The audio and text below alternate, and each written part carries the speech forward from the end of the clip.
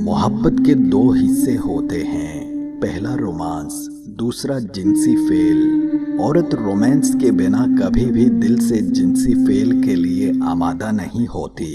अगर वो ऐसा करती महसूस हो तो यकीनन पहला हिस्सा नामुकम्मल है।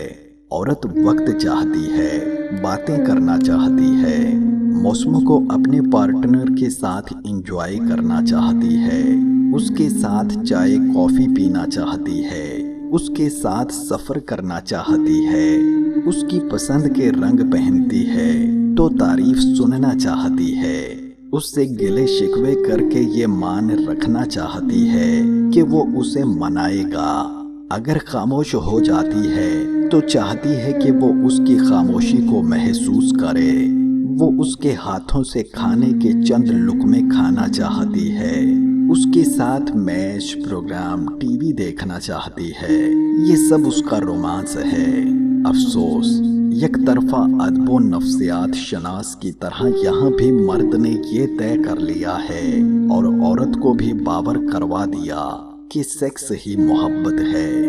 गोया मर्द की मोहब्बत के मानी सेक्स से ताबीर किए जाते हैं, जबकि औरत बराह रास्त सेक्स से चिढ़ जाती है, उसे इस फेल से घिन आने लगती है।